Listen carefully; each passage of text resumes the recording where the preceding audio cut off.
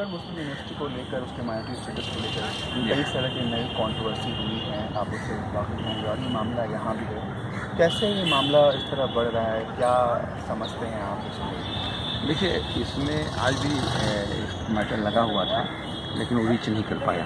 पिछले 3 हफ्ते से, पहली बार 17 को लगा था, उस वीक में लगा, फिर लगा और फिर इस वीक में लगा, और आज भी अल्टीमेटली रीच नहीं कर पाया। अब अगले हफ्ते ये मैटर को सुनवाई होगी। कई सारी जो अलीग बरादरी है, उनमें कई लोगों का ऐसा कहना है कि एमयू इस पूरे मामले को लीगली टैकल नहीं कर पा रहा है, हैंडल नहीं, मेरे ख्याल में ये कहना गलत है।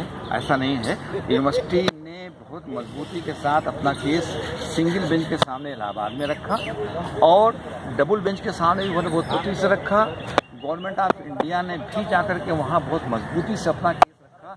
यहाँ से additional solicitor general Gopal Subramaniam खुद गए और वहाँ पर कई दिन तक बहस हुई। यूनिवर्सिटी ने पूरे 5 दिन तक, यूनिवर्सिटी और गवर्नमेंट ऑफ इंडिया ने मिलकर 5 दिन तक बहस की, और अपोजिट साइड ने खाली 2 घंटे बहस की। लेकिन अब सवाल ये पैदा होता है कि भाई यार, अब न वो समझे न समझेंगे मेरी बात, दे उनको जो न दिल, दे मुझको ज़बां। और बाला डिवीजन बेंच ने भी हमारे खिलाफ फैसला कर दिया और हम अपील में यहाँ आ गए।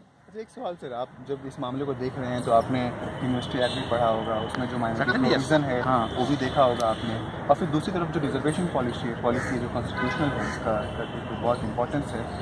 आखिर जो उनकी डिमांड है उसमें क्या फ्लो है, क्या ऐसी गलती है जो नहीं होनी चाहिए एटलीस्ट? नहीं, देखिए, ऐसा है, हर चीज़ के लिए 2 आर्गूमेंट होते हैं। अगर आपको इस चीज़ को नहीं मानना तो आर्गूमेंट 50 है, नहीं करना है तो उसके लिए 50 आर्गूमेंट है।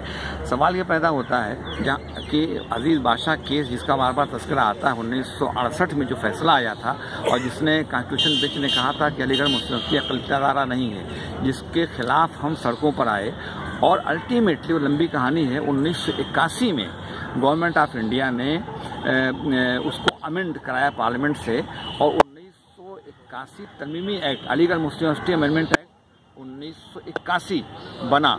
मेरा मानना यह है कि उस एक्ट के बनने के बाद जो कमियां थी, जिन कमियों की बुनियाद पर अजीज़ बादशाह केस में सुप्रीम कोर्ट की कॉन्स्टिट्यूशन बेंच ने हमारे खिलाफ फैसला दिया था, वो कमियां दूर कर दी गई। The basis has been removed, जिसकी बुनियाद पर वो जजमेंट दिया गया था। इसलिए अलीगढ़ मुस्लिम यूनिवर्सिटी 1981 के एक्ट की रोशनी में अक़लियती अदारा करार दे दिया गया और उसको माना जाना चाहिए।